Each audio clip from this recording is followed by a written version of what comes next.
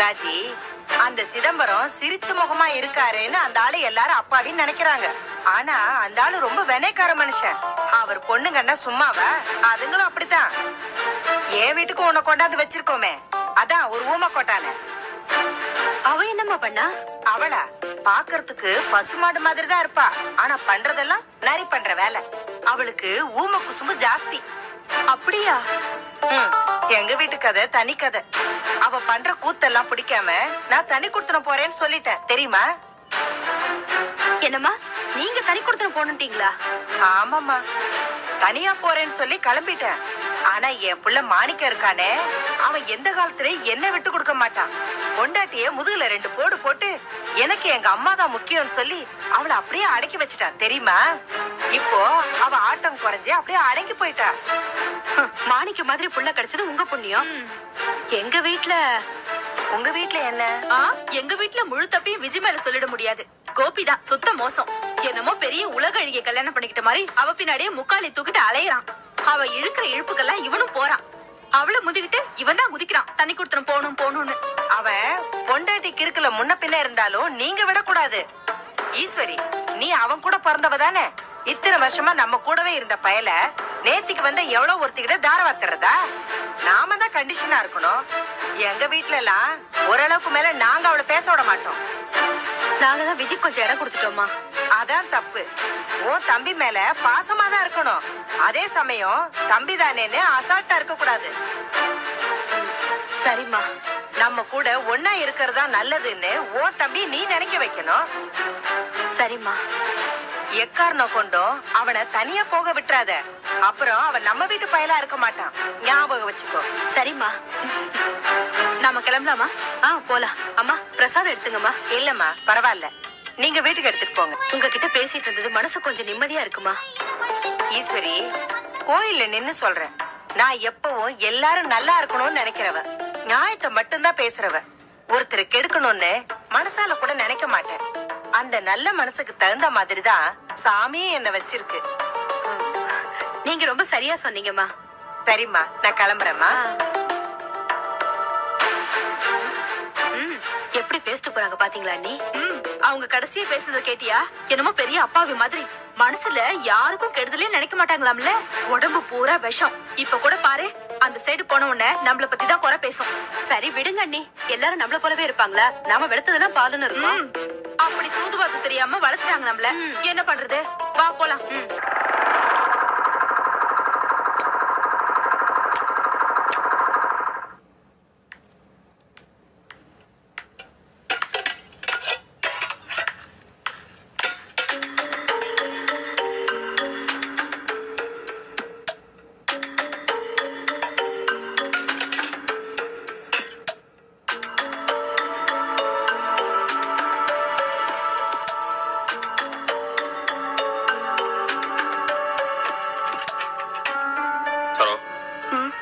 அம்மா எங்க? வெளியில போயிருக்காங்க. எங்க போனாங்க? கேட்டேன், ஒண்ணும் சொல்லல. சரோ, என்ன சரோ அங்கேயே பாக்குற? என்ன பாரு. என்ன சரோ, நீ நம்ம வீட்டுக்கு வந்து இத்தனை காலம் ஆயிடுச்சு. நமக்கு ஒரு குழந்தை கூட பிறந்துச்சு. இனிமே புதுசா நான் உனக்கு எதையும் சொல்லி நீ தெரிஞ்சுக்கணும்னு அவசியம் இல்ல. எல்லாமே உனக்கே தெரியும். அம்மாவை பத்தி உனக்கு புதுசாக சொல்லணும். அவங்க இப்படிதான் இருப்பாங்க, இப்படிதான் பேசுவாங்கன்னு உனக்கே தெரியாதா? நேத்து அவங்க பேசினது எனக்கே பிடிக்கல. கேட்க ரொம்ப கஷ்டமா தான் இருந்துச்சு. ஆனா என்ன பண்றது? இத்தனை வயசுக்கு அப்புறம் அவங்கள மாத்தவும் முடியும்? நடக்கிற காரியமா இது?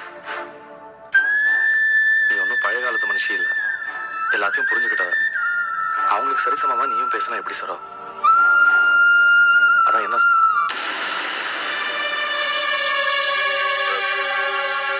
காஃபி கேட்டேன், என்னாச்சு? போட்டு கொண்டு வா. மாணிக்கம்,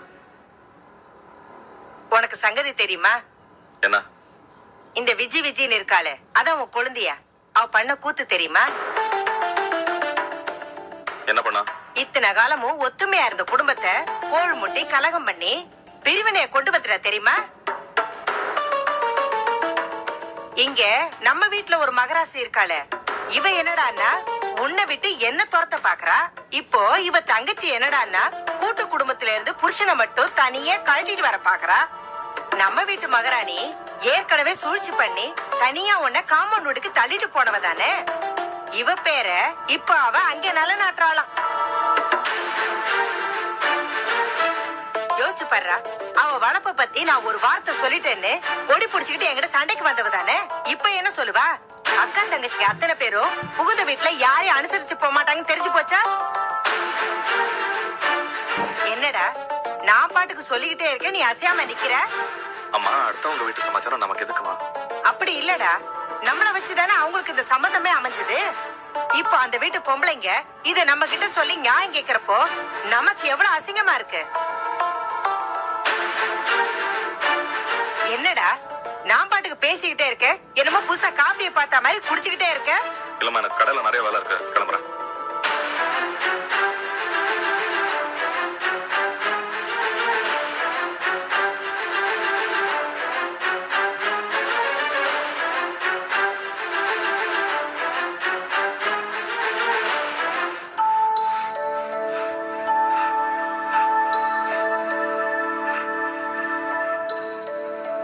வாசு, என்னம்மா? காஃபி சாப்பிடுப்பா.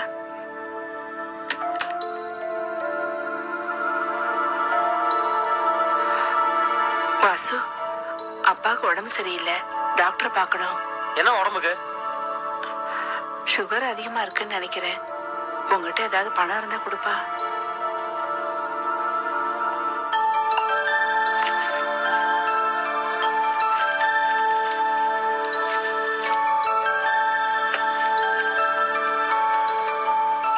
தான் இருக்கு, பத்தாதுரா. என்கிட்ட அவ்வளவுதான் இருக்கு. என்ன பண்ண சொல்ற? வேணா கவர்மெண்ட் ஹாஸ்பிடல் போக சொல்லு.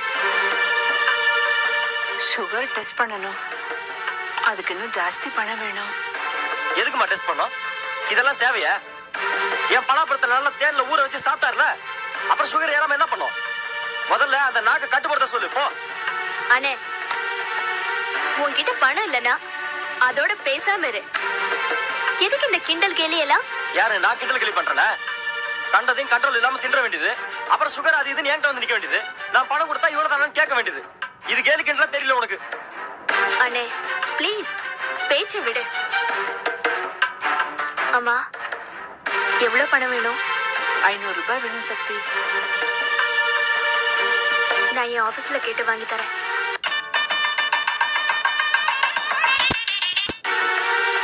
சக்தி,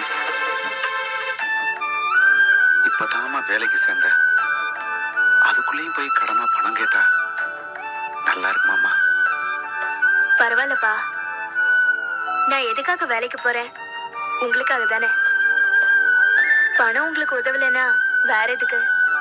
நான் கண்டிப்பா ஆபீஸ்ல கேட்டு வாங்கி தரேன்.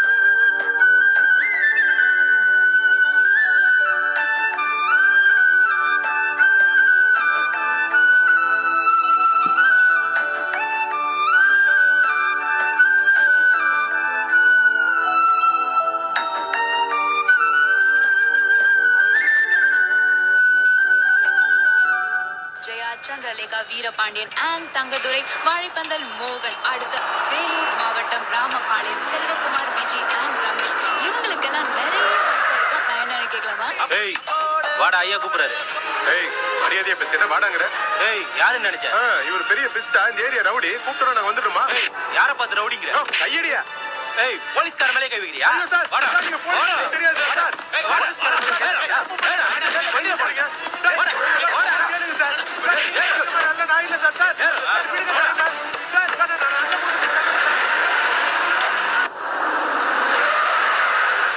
ஏய் இறங்குடா, இறங்குடா. வாடா. சார் நான் சொன்னா கேளுங்க சார். சார் சார் நீங்க நினைக்கிற மாதிரி நான் இல்ல சார். சார் சார் வாடா, சார், வாடா. சார், நான் அந்த மாதிரி ஆள் இல்ல சார். சார் சார் சொன்னா கேளுங்க சார். சார் போடா. சார் சார் யோ, யார் அவன்? சார் போன வாரம் செயின் அறுப்பு கேஸ்ல அக்யூஸ்ட் சுப்பிரமணியன் ஒருத்தனை தேடி இருந்தல சார், அவன் தான் சார். நான் இல்ல ஏண்டா சார். சுப்பிரமணி, எத்தனை செயினோட அறுத்திருக்க?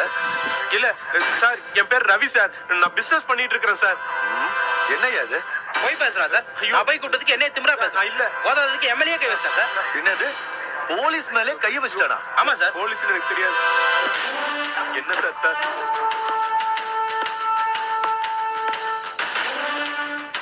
பிஸ்தவடா நீ? போலீஸ்கார மேலே கைய வைக்கிறியா? சார் புரியாம பேசாதீங்க சார். தப்பு செஞ்சவங்கள தானே சார் போலீஸ் பிடிக்கணும். யார வேணாலும் பிடிக்கலாமா சார்?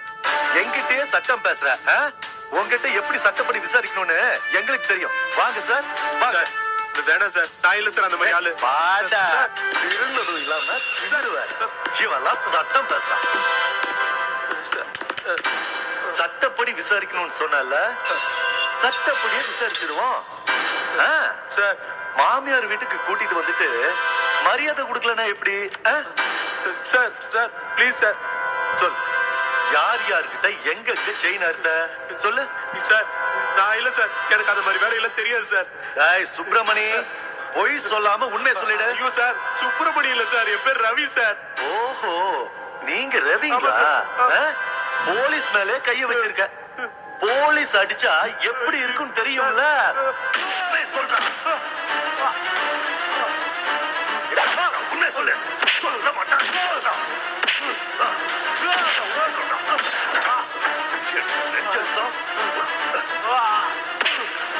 உண்மை சொல்ல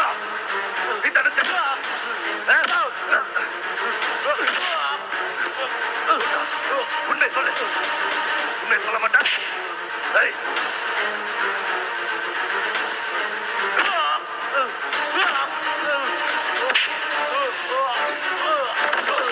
அடிங்க அவனை, அடிங்க.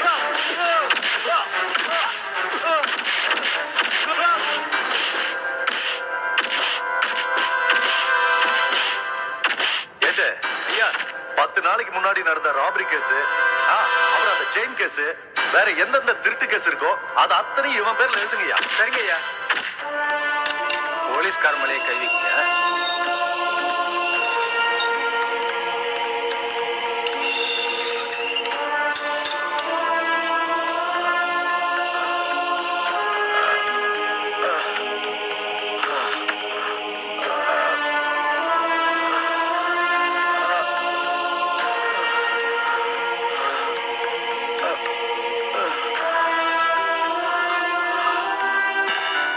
அப்பவே எனக்கு சந்தேகம் தான்மா.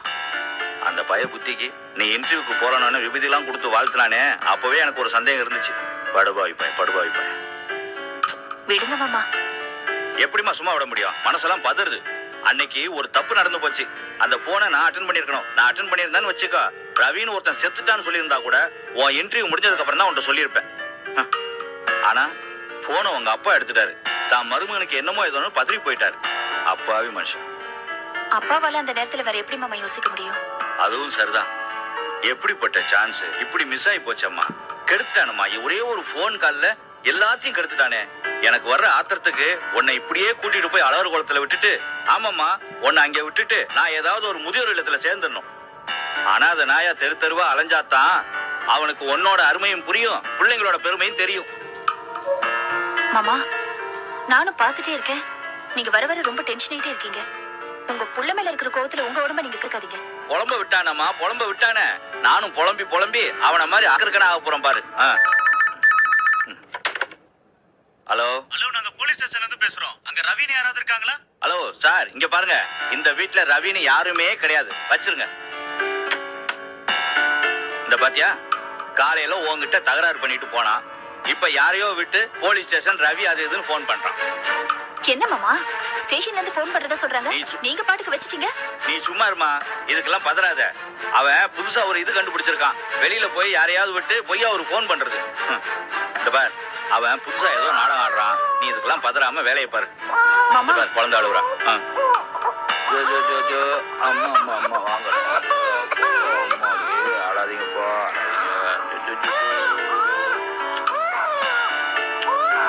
என்ன பவானி, நாளைக்கு காலேஜ் போறதுக்கெல்லாம் ரெடி பண்ணிட்டியா? எல்லாத்தையும் எடுத்து வச்சாச்சு மாமா. ஆனா உள்ளுக்குள்ள ஒரு பயம் இருந்துட்டே இருக்கு. எதுக்கு பயம்? ஸ்கூல்ல அவ்வளவு தூரம் படிச்சுட்டு காலேஜ் வரைக்கும் வந்தாச்சு, என்னதுக்கு பயம்? புது இடம் இல்ல, பழகிற வரைக்கும் அப்படித்தான். கிட்டத்தட்ட பவானியா அந்நியத்துல கட்டி கொடுக்குற மாதிரி தான்.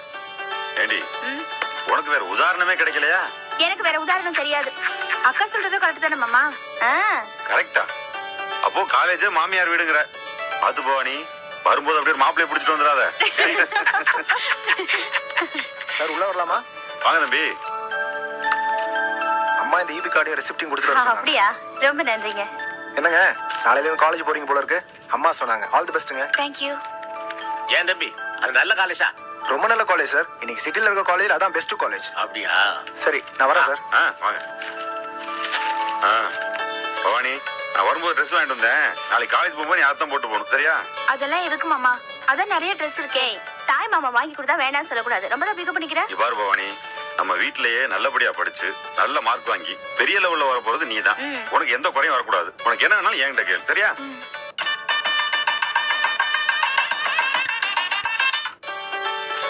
என்ன ஒரு மாதிரி டல்லாவே இருக்க?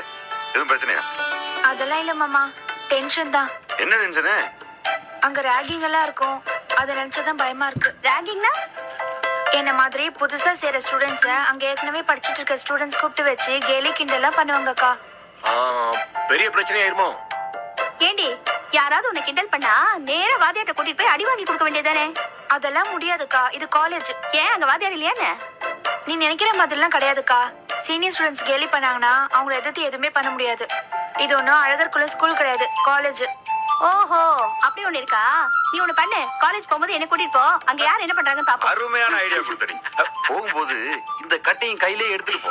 என்ன பவானி, உங்க அக்கா மட்டும் கூட்டு போனேன்னு வச்சுக்க, ஒரு பய எடுத்த மாதிரி நிக்க மாட்டான். அதுவே துண்டாக்கானும் துணியாக்கானும் எந்திரிச்சு ஓடி போயிருவான். இதே எப்படி இருக்கு? முதல்ல நீங்க வாங்க போறீங்க என்கிட்ட. மறந்துடாத பவானி, கட்டாயமா கூட்டு போய்.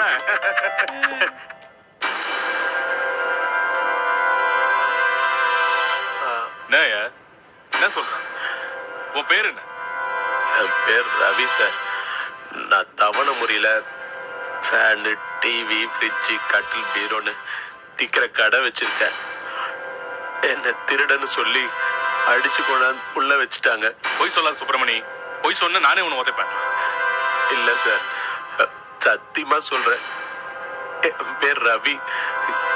எங்க அப்பா பேர் ஜெயமணி. எனக்கு சங்கிலி திருடல தெரியாது சார். நான் கௌரவமா தொழில் நடத்திட்டு இருக்கேன். எங்கேயா கடை வச்சிருக்க?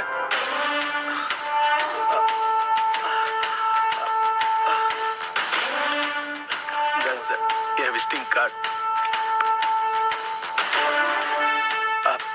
அங்கதான் சார் என் கடை இருக்கு. என்ன பக்கத்துல போய் விசாரிச்சு பார்த்துக்குங்க.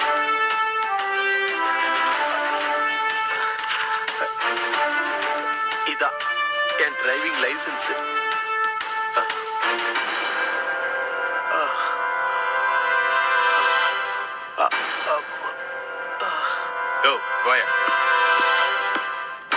சார், செயின் இருக்கிறவங்களெல்லாம் விட்டுட்டு வேற யாரையும் அடிச்சு இங்க உட்கார வச்சிருக்கீங்க சார். சந்தேகப்படுற மாதிரி நின்னுகிட்டு இருந்தா சார். நான் போய் விசாரிச்சப்ப என்னையே திமிரா பேசுறேன் சார். அதான் ஏட்டையாவே தள்ளி விட்டேன் சார்.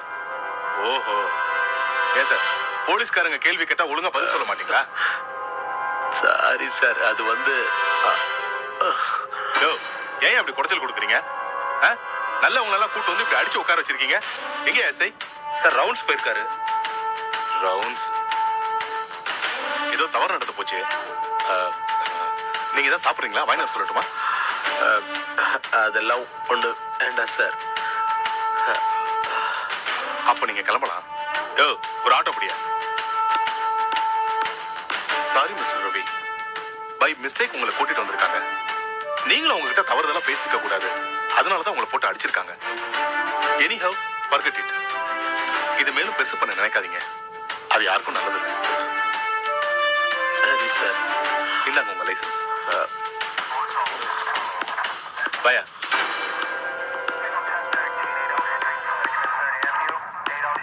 ஏயா உனக்கு கொஞ்சம் கூட அறிவு இல்ல?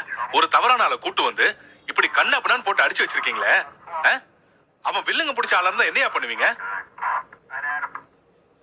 ஏற்கனவே நமக்கு இருக்கிற தலைவலி போதாதா? இனிமேல கொஞ்சம் பார்த்து நடந்துக்க. சரிங்க சார். வா.